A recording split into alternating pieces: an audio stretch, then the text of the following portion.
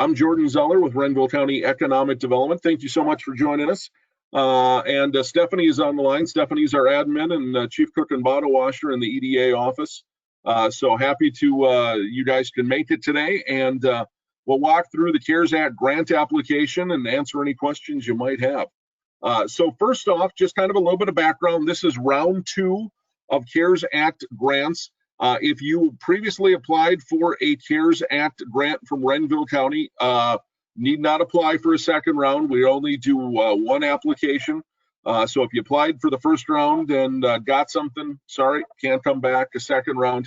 I should mention that CARES, the guidelines is pretty much a mirror image of what we did before.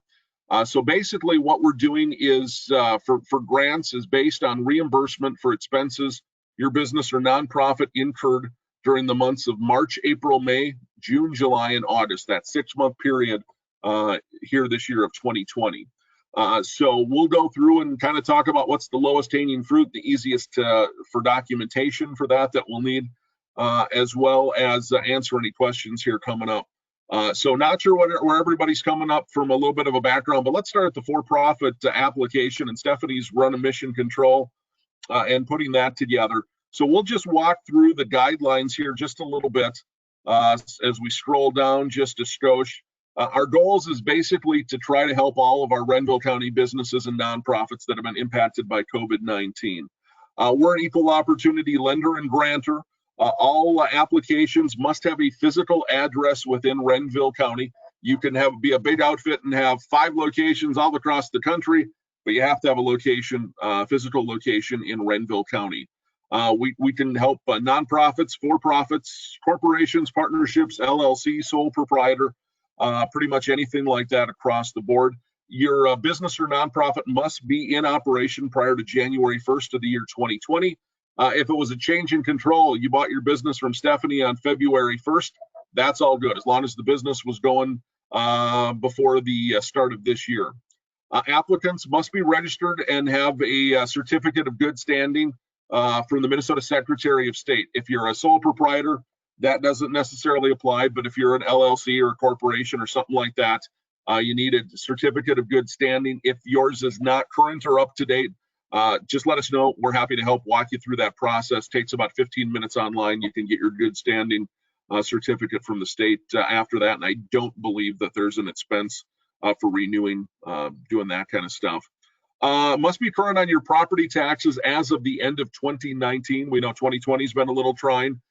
Maybe not got your taxes paid up to date current, but must be have the taxes through the end of 2019. Businesses must also demonstrate that you've been adversely directly affected by COVID-19 and the peacetime emergency. Pretty straightforward. There's a little box in the application to fill that out. Sales are down 10%. I got sick and was out for a month or whatever. You can build your own case, but know that you'll have to tie somehow back to COVID-19. The next thing is no duplication of funds, no double dipping. So if you're getting grants from a city or have got PPP, Paycheck Protection Program, forgivable loans, or from SBEL or EIDL or any of these other programs, we'll talk about that in a minute.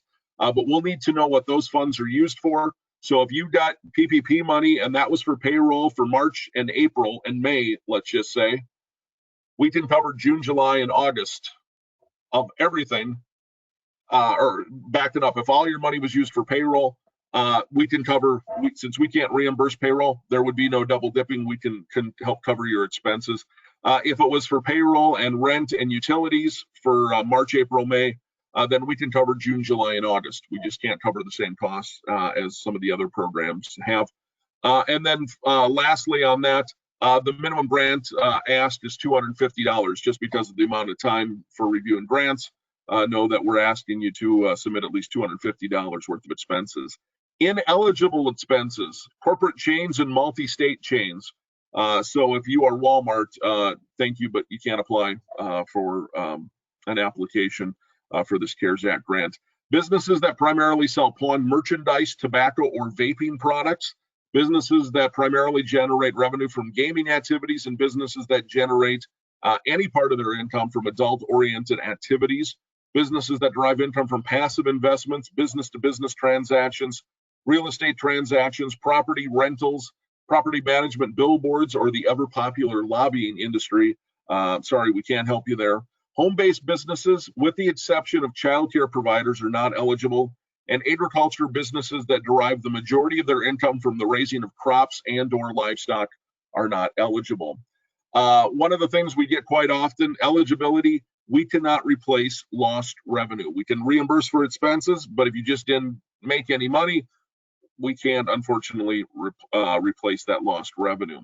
Other consideration, compliance with all government regulations. You must be in good standing, and we reserve the right to limit the amount of funds for the program and amend the program guidelines at any time. Conflict of interest, any board member that may directly or indirectly financial gain shall immediately inform the board of any potential conflict of interest.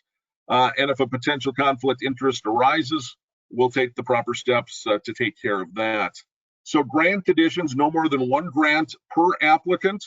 The maximum grant is $7,500 for a business, $5,000 for nonprofits. Actual grant size will depend on the dollars available. So we are getting close to running out of money. We've got the majority of the money already spoken for.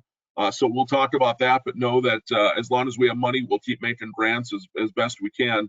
There is no application fee. There is no cost, no repayments. This is a pure grant. Grants are not transferable unless the county approves it. Grantees agree to provide Renville County, HRA EDA, our office, periodic updates. We're not going to be a pest, but periodically we'll just kind of ask you for an update how things are going. Applicants must provide a W-9 form from the IRS. That allows us to cut you a check when we make a grant. Documentation of costs associated through business interruption are on the expense worksheet, which we'll go through here in a little bit. Again, no duplication of funds, that double dipping. We can't cover costs that were covered by another federal grant like PPP or SBEL or one of the other ones. You all agree to indemnify, save, and hold harmless Renville County, our HRA, EDA, et cetera, et cetera. And again, first come, first served basis on all grants. So here's the short answer. We are accepting appointments for turning in your application to try and move this forward. So if you are interested in applying for a grant and have not set up an appointment yet, please give us a call. Our number's on there, 320-523-20, sorry, somebody's calling me on the other line.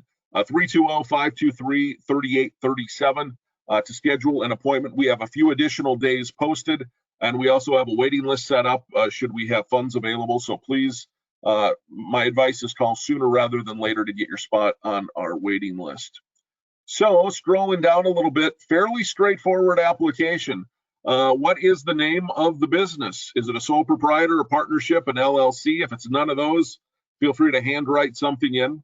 The length of time you've been in business, your state and federal tax ID numbers, your mailing address, your mailing or your business location. If it's at a different address, you get the mail sent home, whatever. The business phone, email address, contact information, and the amount of money that you are requesting. Also the start date of the business, and then as we scroll down, who are the business owners? Name, contact information, what percentage they own. One of the requirements is that businesses must be current with their current outstanding obligations, basically a bank loan, if they have any. So who are your business's lenders? And we will call to confirm that that is all good. And then we'll scroll down a little bit more. So here's the questions when it comes to the double dipping situation we talked about. What did you apply for? What money did you receive? And what was it used for? Did you apply for the PPP, the EIDL, the SBEL, the SBRG? Did you get any of that? And just a line, let us know what you got and what it was used for. Oh, we got $10,000 worth of PPP, 100% of it, all of it was used for payroll. That's quick and that's easy for us, and that's what we want to see, just the short details like that. How was your business directly or adversely impacted by COVID? That's another question we talked about, but basically the business was forced to close from executive order. We were shut down for 2 months. I had COVID and the business was closed because of that. sales are down 20%, whatever you've got, just handwrite that in and we should be good to go on that. Was your business current on its obligations as of March 1st, basically before COVID hit? Yes, no, and if not, please explain that. We'll review that as well. How many jobs did your business have, part and full-time, before this started on March 1st? And how many at the time of the application, basically now, how many full and part-time jobs do you have? And how have the business's sales been? Have they increased, decreased, and by what percent, or have they remained flat? A little bit of legalese. You're promising you're telling the truth on this, and we'll provide documentation. Basically sign that and send it in. So the next part here is one of the most important parts of the application. This is the eligible expense worksheet. This is where we give you ideas of things that we can reimburse for, and you compile that data and get it to us. So the first part is the cost of constructing either temporary shelters, such as tents, or permanent outdoor facilities to allow for customers with proper social distancing. You see this at bars and restaurants, the little tent out front. They bought a picnic table, they bought a tent, whatever it might be. That kind of revolves here into the second one, the conversion of an area, sidewalk, or parking lot for a dining facility to accommodate outdoor seating. If you're a restaurant, bar, thing like that. You bought, like I said, picnic table, a tent, put that info in there as well. Signage, any signs. Signs must be, or masks must be worn, or whatever kind of signage that you have. We're happy to reimburse for that for expenses incurred from March through August. Should be checkout counter modifications, basically the plexiglass sneeze guards that we see in a lot of places.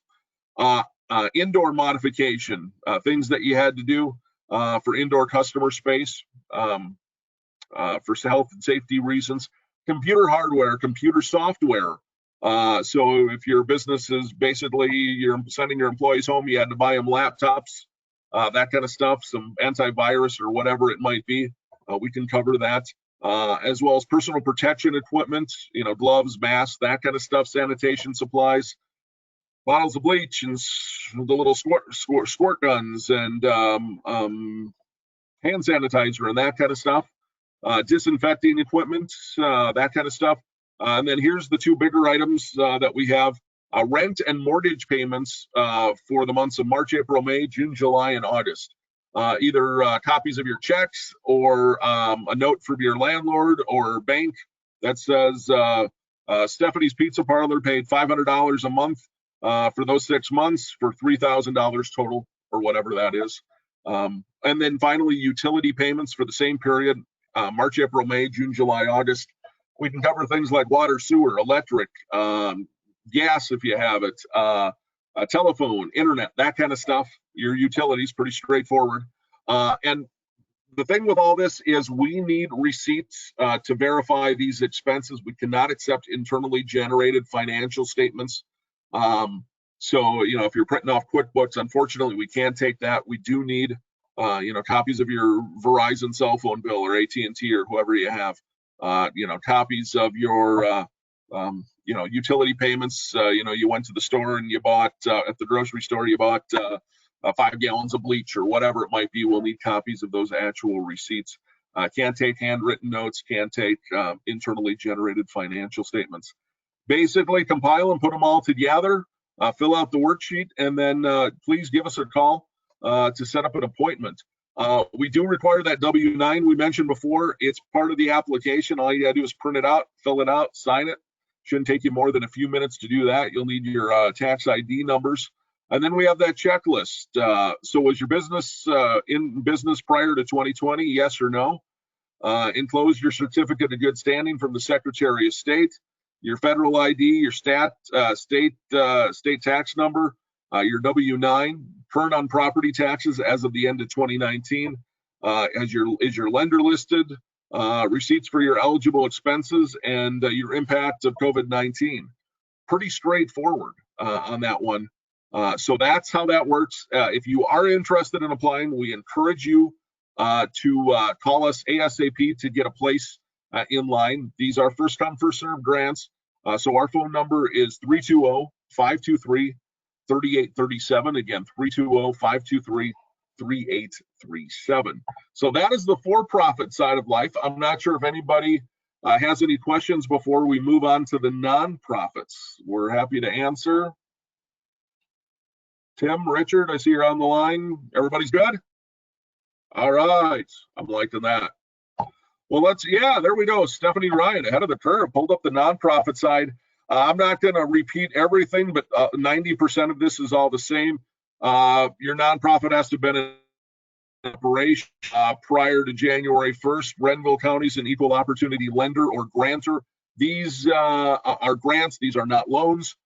So if your organization did receive any of these CARES Act sourced funds from PPP or SBEL or any of these other ones, we need you to let us know. Again, $250 minimum grant request for us. Ineligible, again, nonprofits that primarily generate revenue from gaming activities and any part from adult-oriented businesses. Unfortunately, we can't help you on those.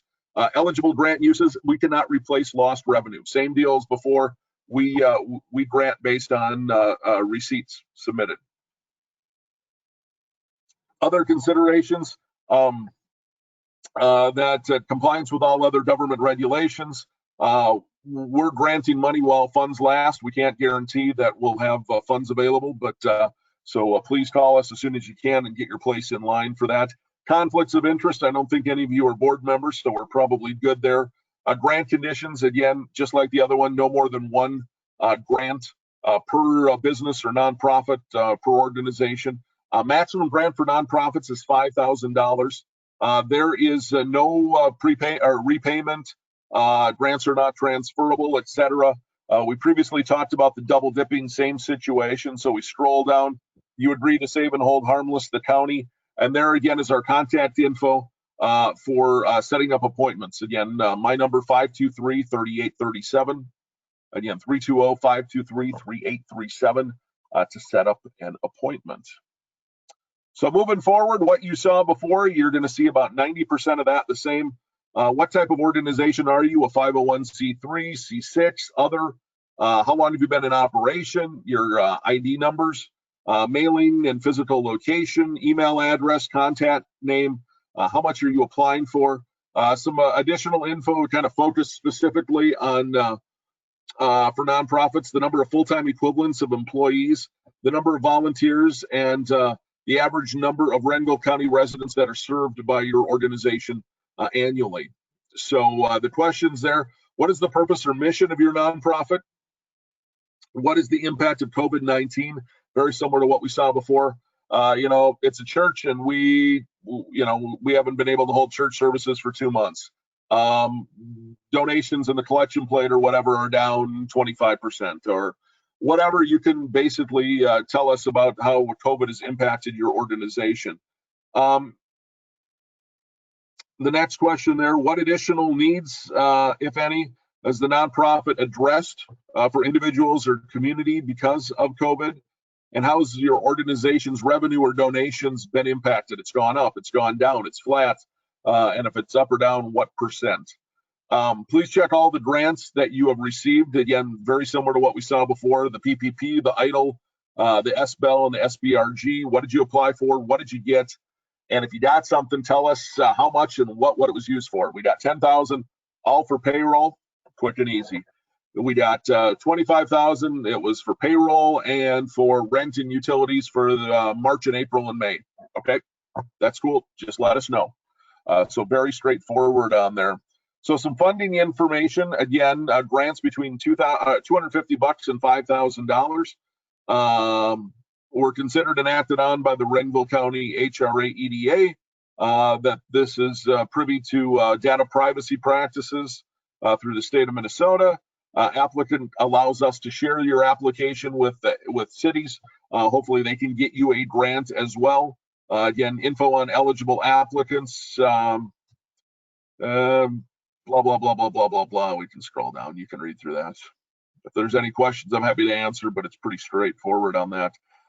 You sign basically saying that to the best of your knowledge, all the information you submitted is true and correct. And there's our eligible expense worksheet, just like what we went through before.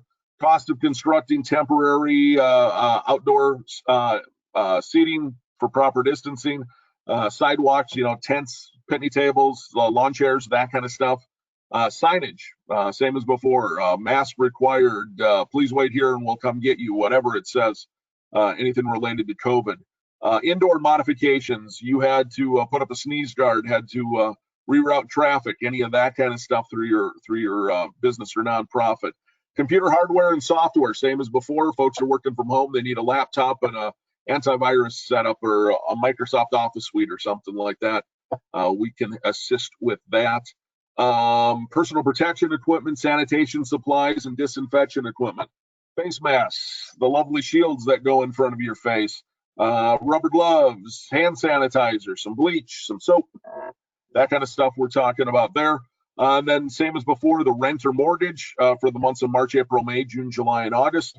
And utility payments, same period, March, April, May, June, July, August. Same situation. We can cover, electricity, water, sewer, gas, garbage, telephone, internet, etc. That kind of stuff.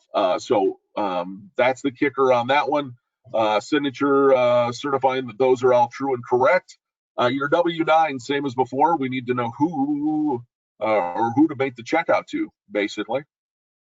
So that takes you a minute or two to fill out with your tax ID numbers, and then our checklist again, certifying that the business provides services in Renville County.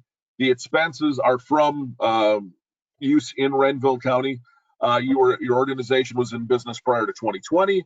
You got a certificate of good standing with the Secretary of State. Your state and federal ID numbers. IRS nonprofit letter is enclosed. Please do not submit originals on any of this. Just photocopies are perfectly good for us because we'll probably keep them and put them in the file. So please do not bring us those important originals of anything, really. Your 990, your W-9 completed and enclosed, that you're current on property taxes. You have a lender listed if you have a lender for your nonprofit, and you've got those receipts submitted for all those items, and that you made a little note in the application how COVID-19 has impacted your organization. So I know tonight when you close your eyes and go to sleep, you hear my voice ringing in your head. I kind of feel like I'm one of those barkers, selling ShamWows or whatever on TV, but that's kind of it in a nutshell. And we're always happy to answer any questions now, or if something pops up as you're cooking supper tonight, oh, hey, would this be eligible or does this work? Just pick up the phone and give us a phone call. We're happy to answer and walk you through it and try to make this as easy a process as possible. So I stand for any questions that you might have.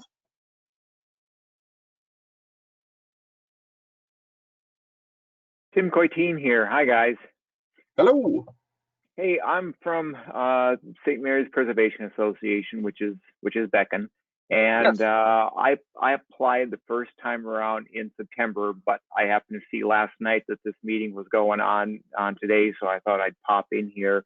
Also, I got a little concerned a few days ago. I got an email from Stacy Stein asking for a W-9, and I had submitted one initially with my packet via email, and I sent her the previous scan of that one, and she said all was well. But you get a little bit unnerved. You want to make sure. Well, was there anything else I was missing? Nope. Was there any other questions that I had? So that's kind of why I'm popping in here. Your app is in good shape. It's been approved. And someone will be in contact with some paperwork for you to sign, accepting the grant here probably next week is my best guess on that one. We'll probably email that out to you. And then we'll be cutting paper checks. That's why we need the W-9. I don't have an exact date that you should see that. We'll try to process it as quickly as possible. We had, I believe, 81 applications in the first round, and we're expecting to have another 20 to 30 in the second round.